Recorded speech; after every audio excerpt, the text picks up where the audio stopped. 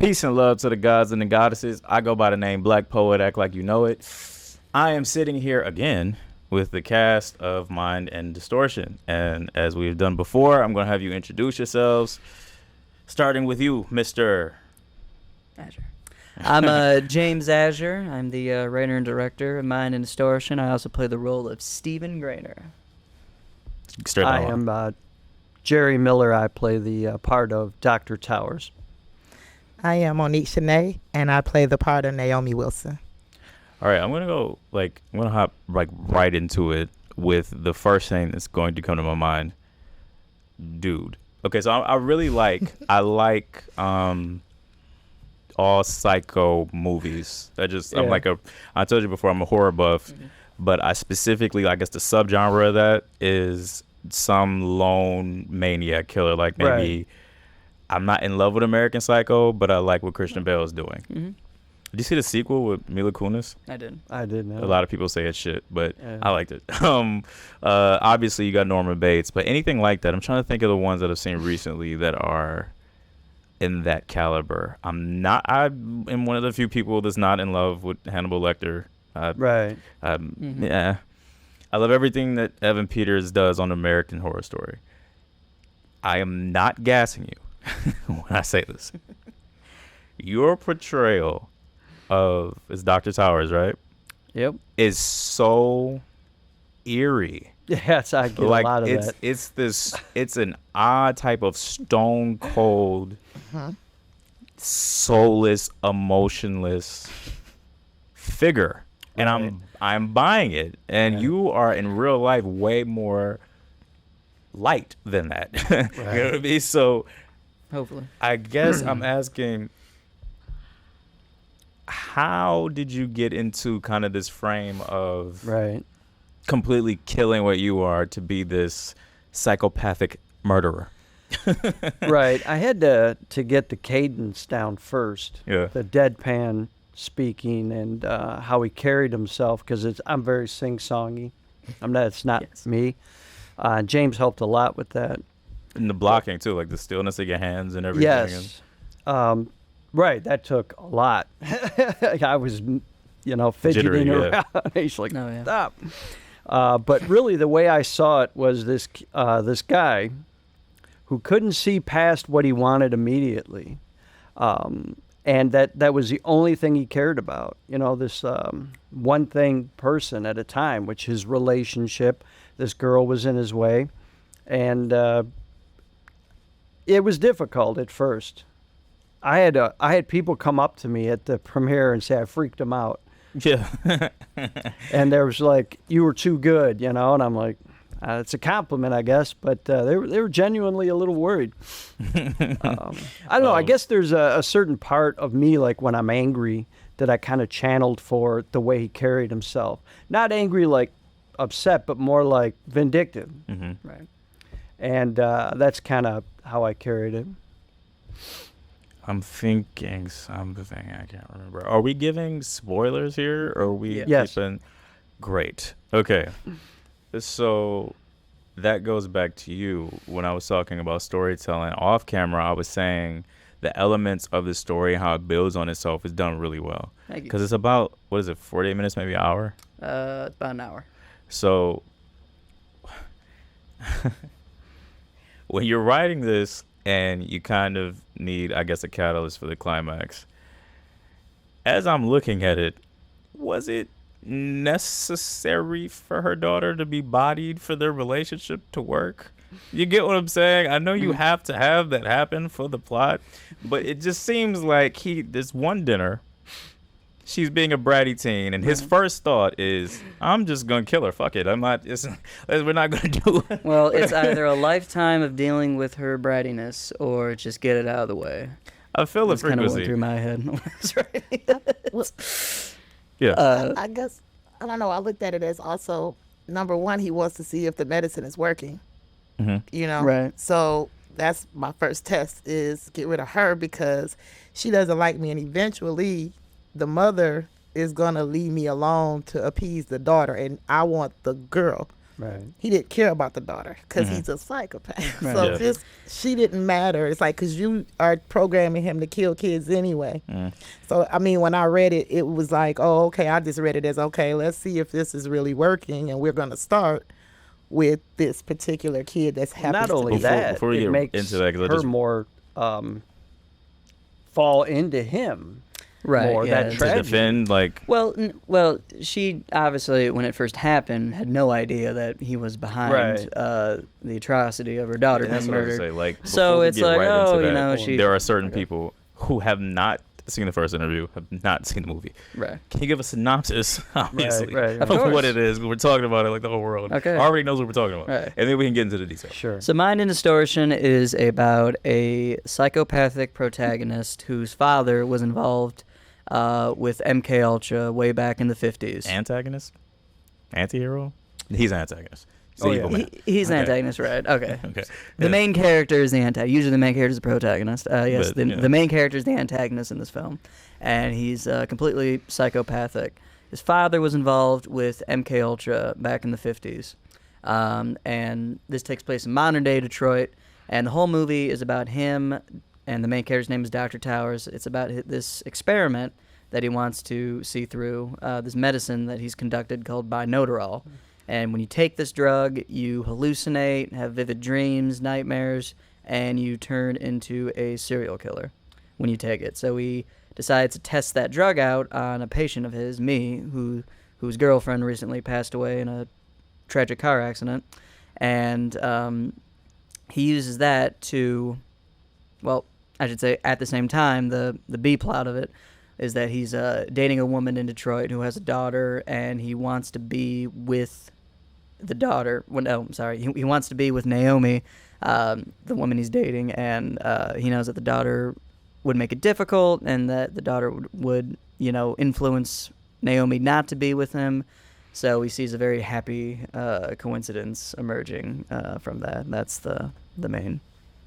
Where he can essentially experiment with his drug and his new lab rat, Right. and have the woman that he wants, and instead of going on dates and getting to know the daughter, just kill her, because It's a win-win. who okay? needs a nuclear family? Forget about it. Right. I was gonna say, so as that goes on, and since we're doing spoilers, as that goes on, I like the way that you leave room in the ending for him to not just be this lone wolf psycho. He really is connected with some sort of odd, Right. I guess echo chamber of other people that are interested in using this drug for whatever it is that they want to use it for. Do you see any spin-off sequels or We whatever we have a sequel to this coming out, concept? yep. Okay, yeah, because you did leave kind of like a cliffhanger at the ending there. Mhm. Is it fleshed out, or is it something you kind of still are Script's working already on? written. Holy shit! It's already written. Yeah, it's dope. And it's much better than Mind and Distortion. I will say I'm very confident in that. Not that I think Mind and Distortion is a bad first film at all, but the sequel of it is it's longer. We have more to play with the characters. We do kind of a Godfather Part 2 thing where we cut back and forth. There's two main storylines that serpentine each other. One in the past, one after the first movie. And it is really good. I'm not going to ask about the plot. I'm very excited to see what else you do. I'm so sorry. No, you're good. What else you do with this character of Dr. Towers? Because have you seen Stepfather? I have. I've heard of it. Yeah. So it kind of gave that a little Yeah. bit, where he's Yes. kind of hopping from town to town, assuming new identities, fucking people up. Right. Right. It sounds like. I mean, you could have so much. Just the world is open. You can have so much fun with this character. Oh yeah. Getting into you, because the last time I was not able to ask you where you were in space and everything else. Was this the first time that you've done a film? Yes. Okay, so your character, how is it that you got into place to be this? Was this something that was easy for you because maybe you do have your own kids? And because I noticed the energy back and forth when Yes. you were arguing with your With Bianca. on-screen daughter. Yes. And it was giving old school black mom. So, Yes. so yeah, getting to that. So I always wanted to be an actress, number one, and I did resonate with the character. As far I am as so sorry. I can't my silence that. child was actually the same age as my daughter, me having a son, but just putting it on like the difference, because me and my sons and I both had, like, we had this wonderful, we're best friends relationship, but I could imagine with a daughter it would be different, because sons don't analyze, it's kind of different with girls. Right. And so I just Is imagine that true, dude? having a close relationship, but having that female kind of, Clash. well, did you read about the way the little Yeah, sass? And I'm yeah. like, hold on now. So, we don't really have to do that. I don't have to do that with my boys, but it was fun, like, to imagine if I had a daughter. And that's just kind of where I went with that part. But just the getting into the mind of, what I like about it was getting into the mind of, this is not me. So while Naomi she's a totally different person, and I get to, what would she think? How would she respond? And it was like, even certain parts where I would rock, or like my emotions, like I would think she would be so angry, she would do this or she would do that. So to just get to step outside of what I would do and think, what if I was somebody else, that was really what I tried to make sure I portrayed. Was that aspect, as far as the sass, was that something you directed, or did that naturally you two talked amongst yourselves to be like, okay, this is how we're gonna play this? It was actually like, we didn't have to really discuss it, because she's not here, but Alana already has attitude. Okay. It just kind of is just her personality in a way. So it was we didn't have to tell her to say it like that. She just read it, was like, what did you read about? And so when she said it like that, my natural response was like, because you're the daughter and I'm the mother. So Right. it was nothing that was even discussed. That was just a natural. That line where you go, I'm the parent. My mother has told me that 72 times. And it's like, when So it she was said it that very- way, it yeah. just naturally came to me, like, Yeah. hold on, who you talking to? Yeah. So it was so natural that that whole scene was not really discussed at all. We just went in and did it. So previously, we were in the last interview, we were talking about how you had to bring emotion out of her. Her name's Alana. Emotion out of her in order to get a scene the way that you really wanted it to be. And as I was imagining this, you telling the story, I had no idea what I was going to see. But then I saw it on screen. Man. It came off really well. Yes, it was a great Thank scene. you. Yeah, she Perfect. she did great. really nailed that. She did. And Well, I'm just happy I have the talent of making people cry. I was about to say, thank God for James the Tyrant. Yes. Yeah, no, that came off really well. I could just go on and on. There's so many shots in this that, I don't want to spoil the shit out of it. Yes, But even, like, when you're going to do the deed, and you come to the house and you're sitting on the couch with the axe, and she comes down the stairs, and, she comes down initially and you're not there, Right. and that violin plays, and then you kind of like hem her up on the wall. There's so much shit, Nia, Yep, Nehemiah. with the fucking dead president's like white black face. Right. There's so many things happening here where I can tell that you really want to expand the second time around and be like, okay, this is what that full feature is going to look like. Because it did feel like a prequel, you know what I mean, to Right. like a much deeper story. Like, I could tell you had fun with it. Was that you, or was it it says Ashe Moreau Productions? Ashmore, yeah. Okay.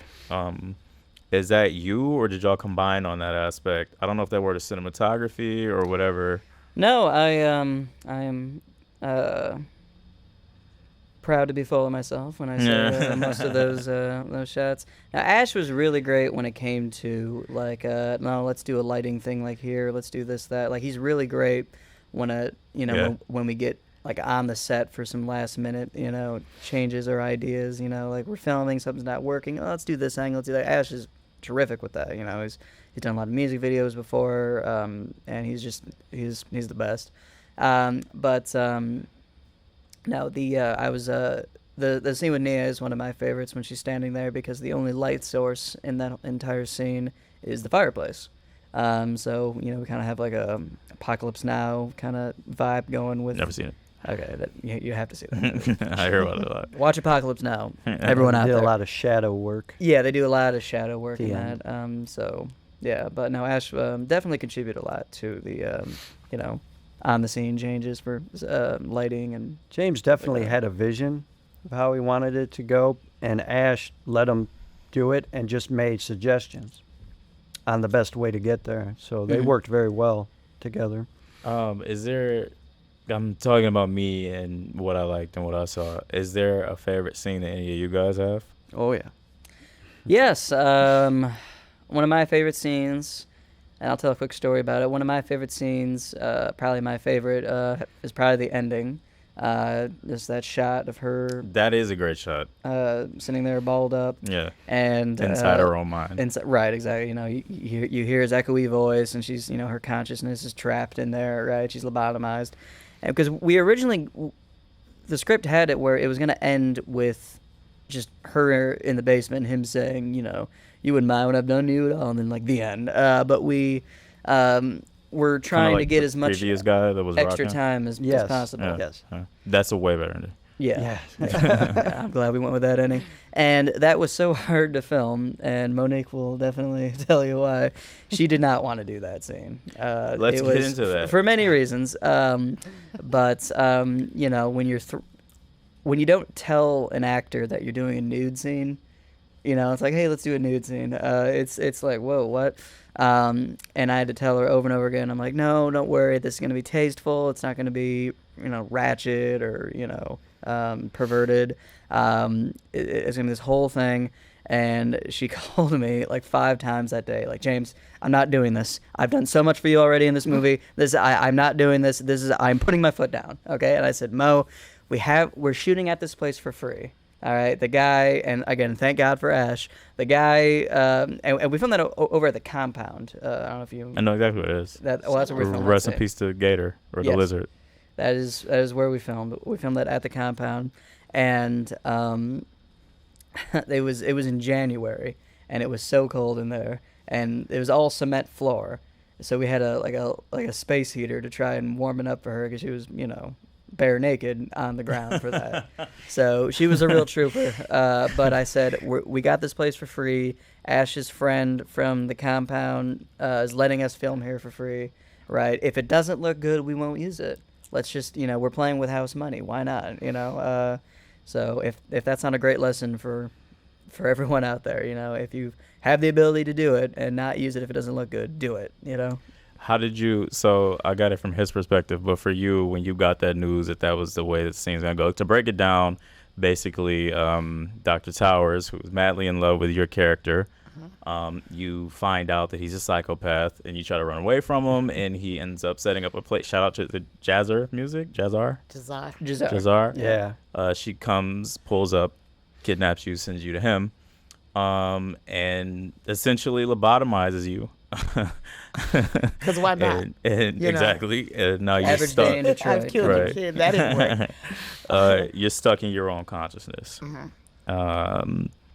When you found out that the way that was going to be portrayed was a nude scene, your response was, So let's start with, we had already gotten done with the film. "Oh wow, you were rapping." Wrapped. Yeah. Months. Nothing's have ever gone over. by. Right. And he's We calling figure like, it's done. I wanted to add something to the movie. We're waiting for it to come out. He says, I added this part to the movie. I think it'll be a better, and he goes and explains it. And then I'm like, okay. And then he's like, okay, and I'm going to need you, to do a nude scene. Like, what? No, I'm not doing a nude scene. We went back and forth with this. Like, James, no. I thought we were done and da-da-da-da. Our relationship as artists grew so much in making this movie, and I knew that, number one, what this movie meant to James. Number two, James was not trying to make a movie that was the typical movie where nudity is just something that's like shock Yeah, we value, actually or, talked you know about what I that, mean? And I knew that, number one, he was not going to be satisfied with the movie if I did not do it, because in his mind, it shouldn't have ended the way it ended, and I just didn't want to see that even okay, this is what you want to do, let's do it. Also because he's a genius, and I could say that if that's what he wants to do on the movie, I trusted him, and I'm glad I did it. But oh no, it took a while for us to go back and forth. Like, I agreed because he talked me into it, and I'm like, all right. 2 days later, I'll call back like, I thought about it, and I'm not gonna, so this was not something that was just 1 or 2 conversations. We really had to work on it, and I'm so proud of that scene because It's a great still shot. It was. I didn't notice. And that was all Ash magic with the lighting and that. Yeah, I thought was you had so blacked out light. because you weren't. So Yeah. for our minds, for the viewer's mind, that it would be, go ahead. It came off like art on the screen, but what I was actually, which I'm proud of that part, but I was proud of myself as an actress because it was literally freezing, and I felt like that's what actresses, that really solidified, like, oh yeah, you are an actress, and this is what you're doing. You are really doing this, and I'm serious about it. So that scene is it's one of my favorite scenes, but because that was one of the scenes where I felt like an actress for real. Like, I'm ready to, do whatever it takes to make sure that this project comes out good. And the first time I saw it and actually saw myself, it's like I thought they had did something, like Photoshop me or something to make my body look that way. I didn't know I was dope. And so it was like, ask him, and he's like, no, that's you. And I'm like, oh. So I am glad for that reason too, because it did look like art to me.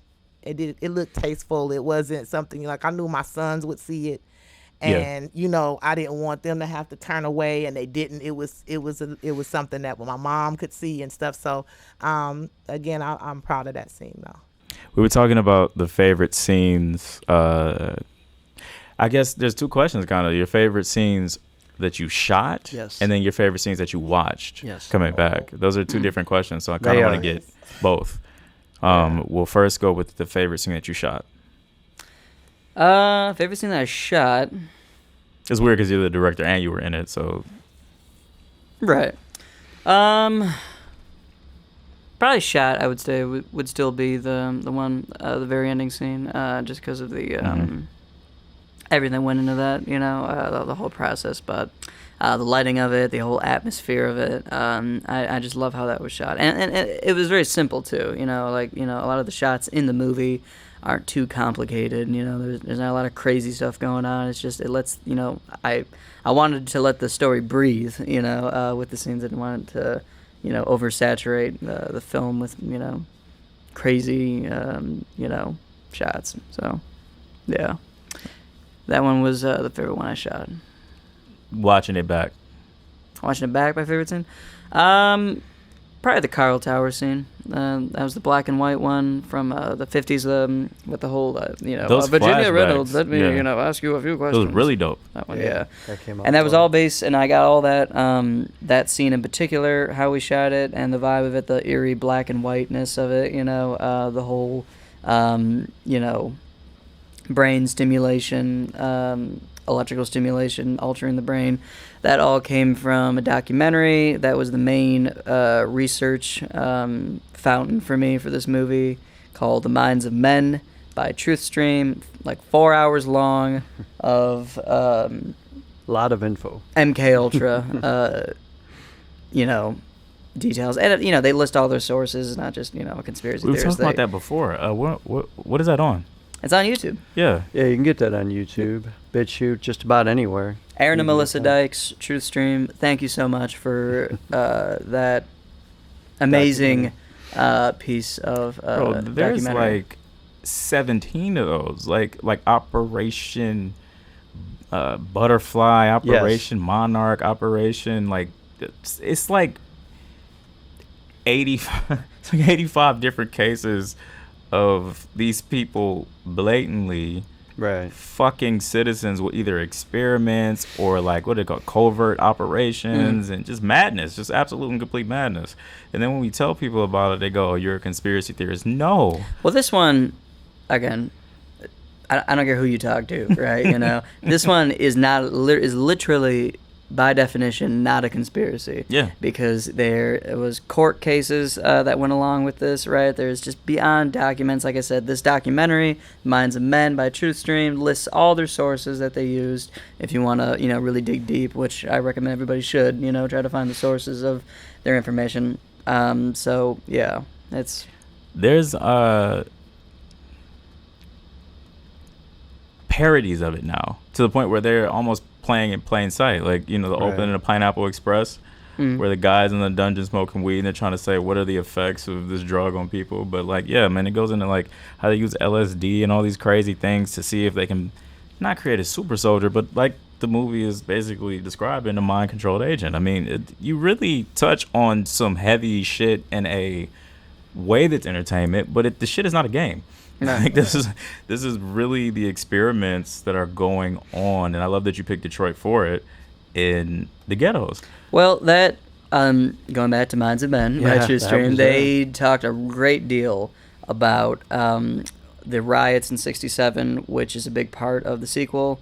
For spoilers, I don't care. I wanted Sell it. I wanted to touch on that because that was one of the main reasons subconsciously I picked Detroit, and because I'm from Detroit and didn't have much of a budget to go outside of Detroit, but it worked out in the end. But no, TruthStream, that documentary they do, Minds of Men, they talk in great detail.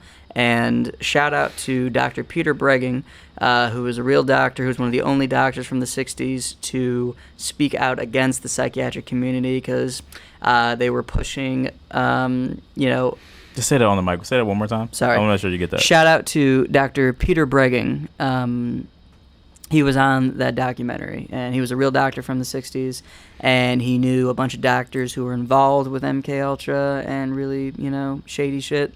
And he was one of the only, and he was by himself on this, and he got blacklisted in the psychiatric community, which is one of the most corrupt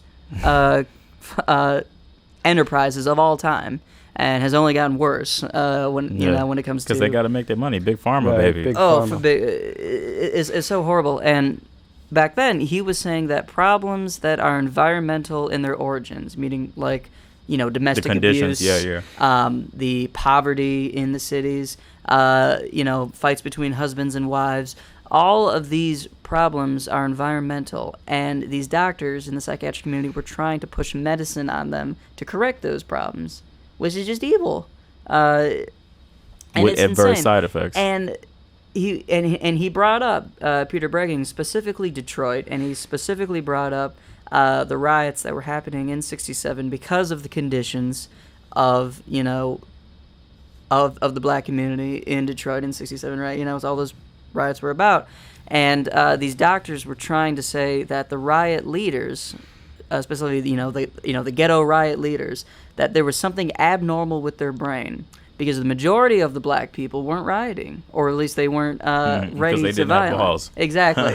But it was those troublemakers, right? The ones who were trying to get the black community to come together and protest and stand up and make a change. There's something abnormal in their brain, and it could be surgically corrected. That was a literal narrative they were pushing back in the 60s. And, in our movie, we touch on lobotomies. And this was big. I don't mean to cut you Yes. off, man, but like they did that to JFK's sister. Yeah, Rosemary Kennedy. This was Yep. a real thing that they thought would. I don't know if they really thought they could help people doing lobotomies, or they just were silencing people with them. Right. But I don't think they're taking people's goddamn frontal lobe and thinking, they're going to be functional. Right. This ties into many other avenues that these people are pushing at the So same many time. psyops. And one of them is the world where we can figure everything out. We don't need God. Everything has a physical origin, yeah. and there's something in there. We'll get to it. When you get into psyops and everything else like that, we can go on forever. Right. So I don't want to keep it there because Yeah, but- that's its own conversation. Right. But like I said, going back to the film itself, Mind and Distortion. Just a little closer. Sorry. To the mic. And let the mic is Can your you best hear me? friend. There's a lot of MK Ultra that is not only involved with the black community, but not to be redundant, but '67, the riots, which is what we touch on in the sequel, and that was a very big push for me to want to do this movie. Because there's a million different ways you can do a movie that has its stage set with MK Ultra, or at least the Yeah, we were talking about You know, for the a background. Manchurian Candidate, There's- Jason Bourne. exactly. There's a lot of things you can do with it, but knowing the history and how it affects Yeah. so many different communities and so many different things. I think this movie does a really good job of being different and unique in that sense, and it's one of the things I'm very proud of. It's more And- of an expose, like a documentary, than it is just a film, like some sort of entertainment. Right. Well, I didn't want it to be a documentary because I thought Truth Stream, hit it out of the park. Yeah. I mean, No, those depictions, those like live action depictions, Mhm. for people like me who are too lazy to read, are very helpful. Yeah. As far as uncovering truths from the past. Right. So no, it's definitely appreciated. And I would just like to say I have so much love, and I'm so humbled that the only reason I was able to do this movie is because of Detroit, because of the underground, Detroit community that Shout out. that with music, poetry, all of that was all baked into the DNA of this movie. It was, I met Mo at 90s Knowledge Cafe in Highland Park, and I went there seeking, a female lead for this movie, and I did an open, casting call, and she was by far the best one. And that is mainly a place of poetry. And it showed. And it showed. Oh god, yeah. When he came home that night, he said, "I got her. Yeah. I got Naomi. I found her." And I was originally going to go with somebody else who I thought would be good, but she ended up not wanting to do it, and I'm so glad she did not want to do it. Because when I told her, because they both know each other, shout out to Lucky, when I told Lucky that we're going to go with Mo, and she just said, "Oh, that's a good choice," and it's just like, yes, yeah, oh yeah. Definitely. But no, this whole movie, I was, the only reason I was able to do it was because I was on the set. I was on a set of a music video from an artist named Ace Merriman. Shout out to Ace. And that's where I met Ash, who was doing the videography for the music video. And I told him, I was like, dude, I got the scripts. I've written a few before, but this is the first one that I'm like, this is the one I want to make a movie. And I know you mentioned about like what advice, for indie filmmakers, and I'll touch more. That's a big one. I want to end with that. Yeah. Because I still do want to get Sure. the scenes that you liked. Yes. As far as what you saw back from yourself. But before we do that, yeah, go ahead. I just want to wrap up my big thank you to the city of Detroit. No doubt. Because everybody, the whole Club NEP scene we did, that's all just folks from Detroit. Those weren't, paid actors yeah. we got from, the Jinx, you owe me Actors a soda. Guild. No, right. Those were just people that I knew from the scene, from the music scene in Detroit, that wanted to be a part of the vision. And that's just something I don't you think don't you get know, everywhere. and I'll say you this. certainly don't get in Bloomfield Hills. I'll say this without dick sucking. You don't know your impact either for what we do, because we don't have a lot of instrumentalists in the city that are good. No, thank you. We have a lot of novices, and that's Right. no disrespect. They're going to No, be of great course one not. day. Yeah. But what you do, you, Jay Shack, guys that are that ill on guitar, like, you provide a great service to anybody who can afford you. and no, it's appreciated both ways, most definitely. So I'm glad the city showed their love back and poured back into you, most definitely. Oh yeah, thank you. Scenes that you loved watching, scenes that you love shooting. Yes. Looking back, there are two big ones. My favorite scene of me was the NEP scene where I'm in that basement with Jazar. We're in this like hoodlum place with all my evil cohorts, Right. just chilling down there. There's one white guy off in the corner looking super mad, and I was. And so that scene, I thought the aesthetics and what he was saying about the folks from Detroit, there's a part of that scene where a gentleman by the name of Goldie, James, he's sitting with some gal and he whispers in her ear, and it was so natural. Yeah. That nobody told him to do that, as the camera just slowly moves across the room until it picks her up and she comes to me. It was just great. That whole vibe, it was one of my favorite. The other scene that sticks out in my mind is when I'm at my house where we shot, and I'm talking to Naomi, whose daughter has just died.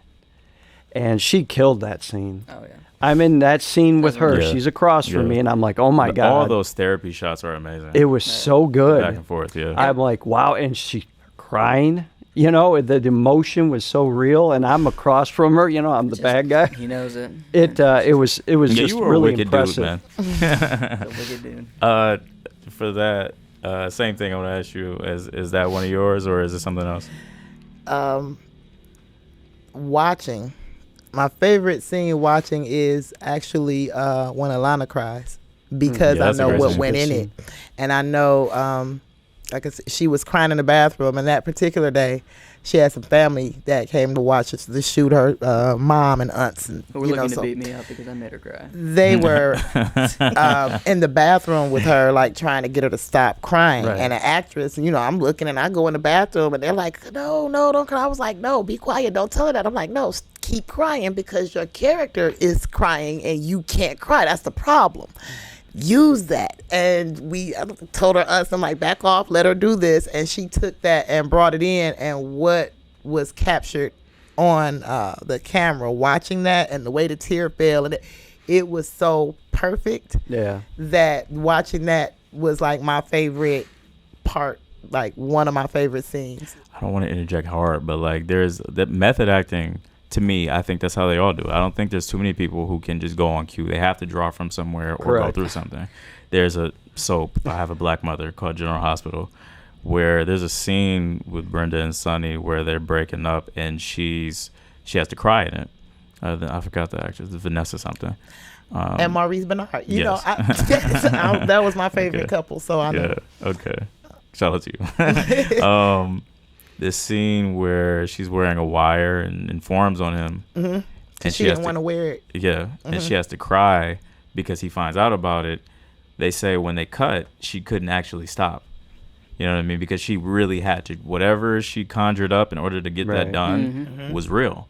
And that's why I love that scene so much, because it's not some sort of magic. These people are really putting themselves through emotional turmoil or whatever mind over matter thing they're doing to bring that out and make it realistic. So that actually is one of my favorite scenes too. But me being who I am, I liked a lot of the jump scares. Yeah. and as far as that you got to do, one that you One that I got were to in, do. yeah. There were a couple that I got to do that were actually fun. One of the ones that I really enjoyed was the one when we went on our first date. And Very the interesting reason conversation. was because when we first met, there was a part where James said, okay, you're going to be Naomi, you're going to be playing against, my dad, and we're going to go out, we're going to have lunch, and just so you guys can meet each other, so you can get, come. Acquainted, And he just came off as very quiet, very shy, very, and so I'm messing with him like, okay, let's work on our chemistry.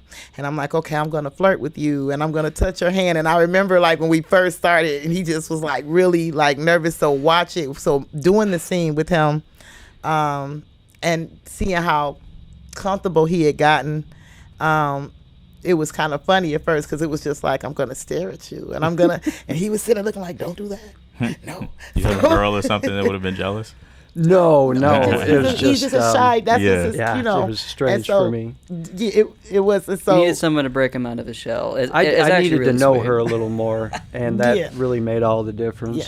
So when to we work actually together. did the scene, and just to see him as an actor coming out of his shell, and that was one of my favorite scenes to shoot. I like the way that you give a lot of the ideology behind why you do the movie through dialogue. Because I got to see a lot, like when he's talking about how teenagers are programmed by Right. basically corporations. Right. You like a lot of what you're trying to explain throughout the entire film is given through the dialogue, and it flows naturally too. Thank There are things happening here that I think are going to get slept on until, unfortunately, it's the way it goes, until you become James Azure with the Hollywood star. But for people with the eye, they're going to watch that and go, huh, I expect you to be invested in fast if you market this the way that it's supposed to be marketed, because it's just so much stuff happening here that's not, when she's calling you a genius, that's not her saying that lightly. Right. You can tell if you had a big budget behind what you were doing here. Oh, yeah. That would have been what it was supposed to be. Right. So I just I love so many things about this movie. Thank you. I wanted to also just really quick, the genius of it to me too is like we keep getting, this is not your typical Detroit movie. Yeah, Oh, yeah. This is not your typical. It's not and, like and we hood talked movie, about basically. that, but it's not your typical movie in that halfway through the movie you have no idea how it's going to end. Usually you're like, okay, I know what's going to happen type of thing. And what I love about it, even just in what you were talking about with MK Ultra and different things like that, is you're talking about something that happened in the 60s, right, and 70s. Now here I am, born in the 70s, and seeing what Detroit is today as a Detroiter, I'm looking like, well, is that why some of our stuff is the way, like how Broken down far like did that. this go? How Yeah. successful were they? COINTELPRO Because did the we've job. watched Detroit change, and now to be in 2024 and these kind of movies are still coming out, like, it's a lot of times people will say that's a conspiracy theory or all of these type of things, but it's like if you really looked at what Detroit was like in the 60s and 70s and where we are now, this movie, like you said, it's like subtle little things that you pick out, and it does make you kind of look like, are they still doing stuff like, because you always hear about little crazy stuff, like, and who knows, Yeah. because it could still be doing that, and we just not Nothing know. there. I thought definitely Because so. fentanyl, I was talking earlier, fentanyl is an amazing drug. All you got to do is inhale it and die. Like, somebody manufactured that. The God ain't make nothing. You just inhale it and die. Like, you would at least have to ingest it. That ain't coming off There's the ground. intent behind that. Yeah, that's Yeah, that's it biological does. warfare. You know, it is biochemical war on warfare. drugs and all of these different Yeah. things, and so even though it goes into explaining stuff and little things, like he said, what he says about children, and when it starts off, you hear his father, well, Dr. Towers' father, Carl talking Towers. about what he did. You get so caught up in what you're seeing because there's so many different shots and scenes that's great.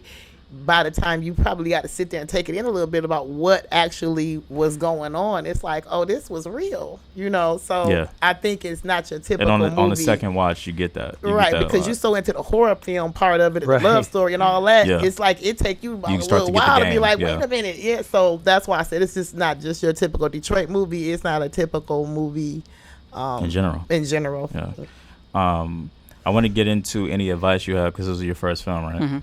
I want to get into any advice you have for indie filmmakers in general on how to get into that world and do it the right way with the right production. This is coming out on Tubi? Yep. Yeah. Do you And- know when? Should be licensed to Tubi in a couple of weeks. We already got licensed to Amazon Prime and something called Big Future flex. Play. Yes. Hold up, wait. I know. That's something thank called what? you. Future Play. I don't know. Use it on. Hey, yeah. Yes. Future Play. Future Play, everybody. guys. Yes, You know, you Amazon on. you Prime download people. Future Play. Go ahead. Yeah, so I figured if it makes it to Amazon, it should have a pretty good chance of making it to Tubi, right? You know, seeing It will. seeing the content on Ashe, Tubi. yeah, manifest. You know, manifest. But my advice to any young or old novice filmmaker who's going the indie route, which is definitely the route I would recommend, seeing as how biased and narrative filled Hollywood is. And the gatekeeper game. Oh God, Oh, yeah. yeah. I guess it depends on what you're trying to do, but let's say you're kind of doing my route, where you write the script, where you have an idea, you want to make it into a script, and you want to make it and you want to make it into a movie. So I'll just kind of stick to the writing portion of it. I mean, it works the same if you're a director too. I mean, since I wrote it, I had a pretty clear vision of what I wanted to do. But for me, what gave me a big advantage was that I grew up in acting. I grew up in theater. My mother is the theater teacher over at Cranbrook at Brookside. Wow. She's done that for over 30 years. And every summer I would do her. She has her own children's theater. Because you come off very academy. natural, too. Thank you. Yeah. But I grew up, you know, she was a very, you know, excellent theater instructor with acting and everything like that. So I grew up with that, and she would write her own scripts too, because she would have to put on, and she works her ass off. Like she really does with what she does, and it's great too because she loves what she does. So when you love what you do, it makes working your ass off a lot easier.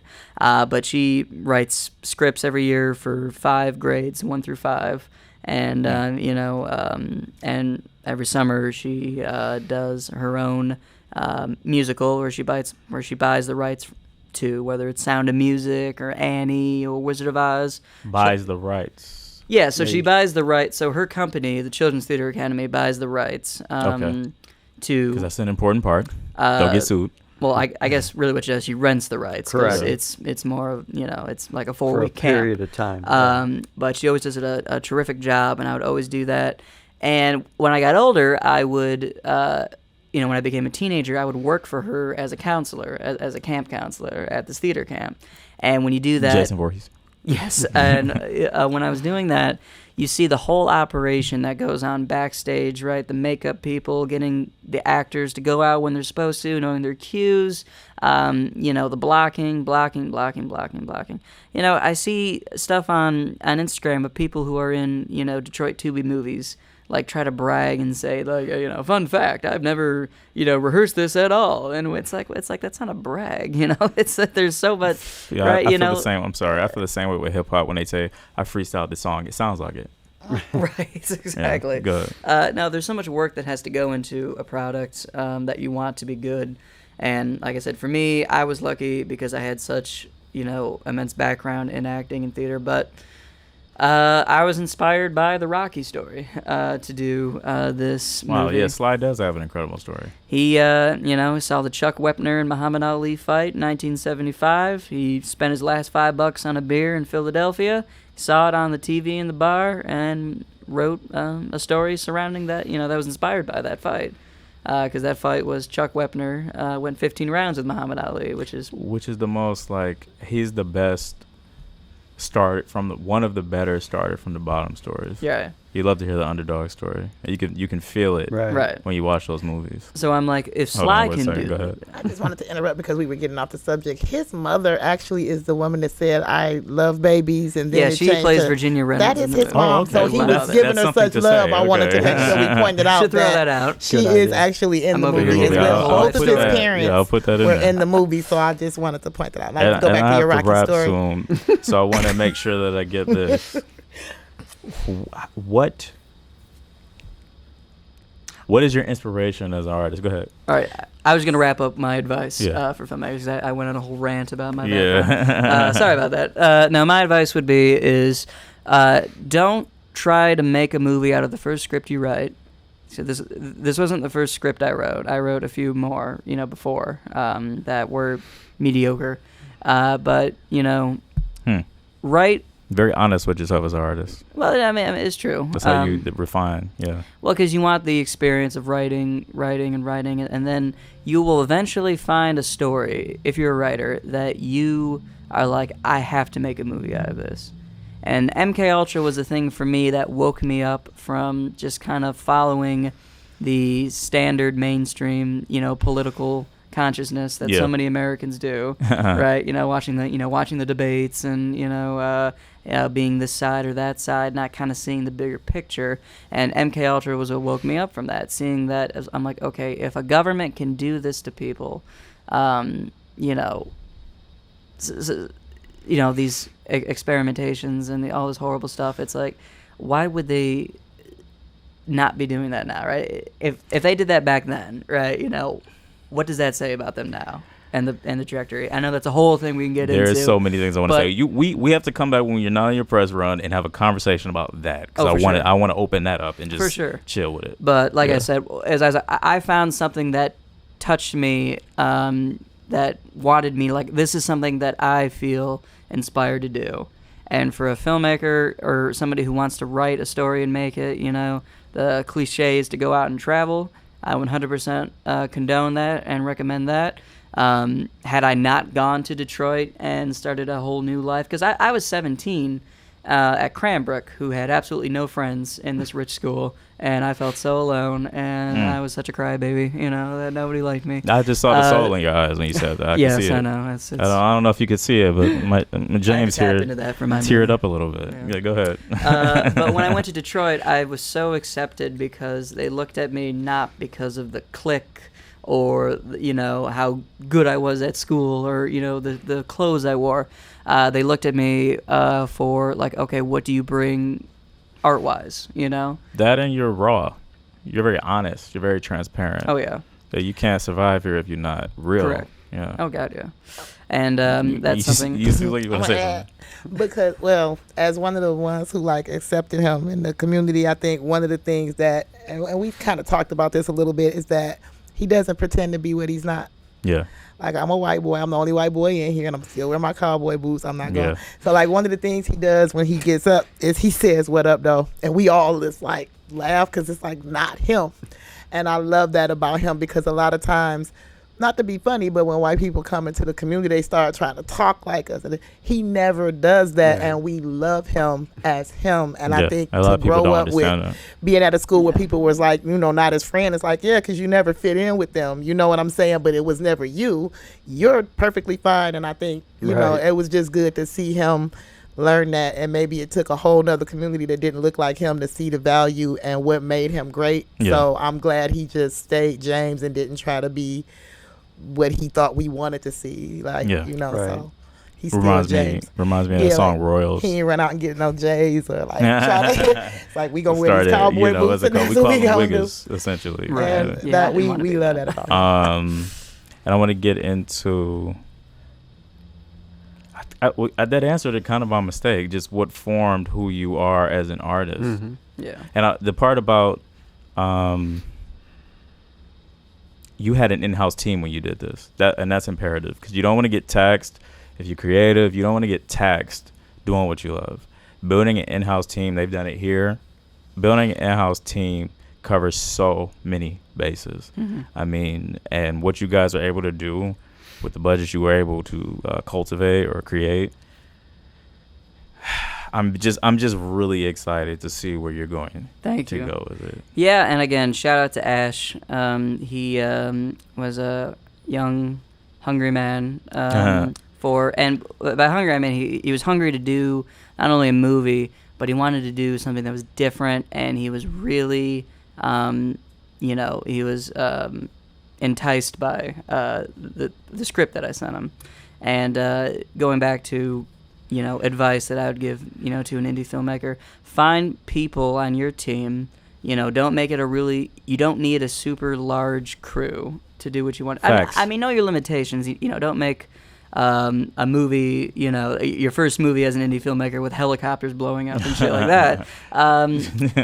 Which again, you see things you don't have the budget for. Well, it's like Right. you see 'Cause I in see that a lot on Detroit, you Tubi. see it in Tubi And all you- the and- time. and they don't have the It's like, ability. why do you even have the gun scene if you can't make it look right? Right. Why did you write that in And there are creative ways to do that. Quentin sure. Tarantino's the goat of that. For sure. Like- we didn't have a huge budget to show a lot of blood, which is why we cut kind of right when the axe goes down. And But that's how all you would need, do that. right? That's how you would do that. Yeah, there's always ways around it, and you know. Thank you. Thank you. I when I watch our homegrown stuff, sometimes it's just like, why do you have the clip Right. art word gun pow in a movie like it's Kaboom from the Batman comics? Like, come on, Right. man. I want to like it. You're not And they helping always me. do where the gun goes like this when they shoot. Like there's some like kaboom, right? There's so much kickback, Yeah. but it doesn't look right. It's not everybody, but certain people. And Correct. I want. Where can people find this when it drops? Because I have to Mm-hmm. wrap. But where can people find this when it drops? Yep. You can find this on Amazon Prime, Future Play. You can find this on Tubi. When this comes out, it will be out on Tubi. We're manifesting that. Yes. I Yes, say, in the definitely. name It of will God. be. Yes. Okay. I'm positive. Yeah. Yeah. And but So watch it on Tubi. There we go. yep. You can find me personally on Instagram at I am James Azure. That's I am James Azure. All lowercase. Facebook James Azure. The movie will be out on Tubi, Amazon Prime, and Future Play, and whatever else it gets licensed to in the next coming weeks. So yeah, but for sure, Tubi and Amazon would probably be the easiest way to watch it. Anything you want to plug? Monique?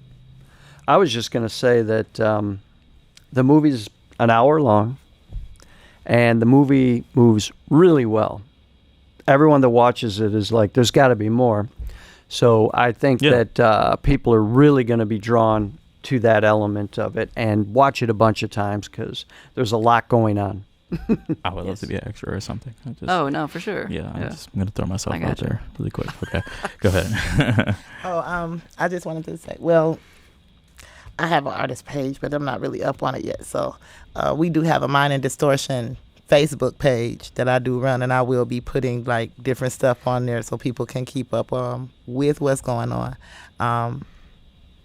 That's about all. We'll have about 1,012 clips from this, so Good. yeah, you have awesome. content. More content, and I the guess better, baby. my Instagram, Facebook, any place you find me is Impressively Mo, and that's MPRESSIVELYMO. Impressively Mo. So that's where you can Impressively Mo spelled with Ebonics. Y'all know what you're talking about. because I'm an empress. But anyway. And this has been No PC Radio. I don't know what camera is mine. Is that one? Hold up. Yep. No PC Radio, James Azure, the cast of Mind and Distortion Part 2. And we're looking forward to the sequel. Peace and love. Peace and love.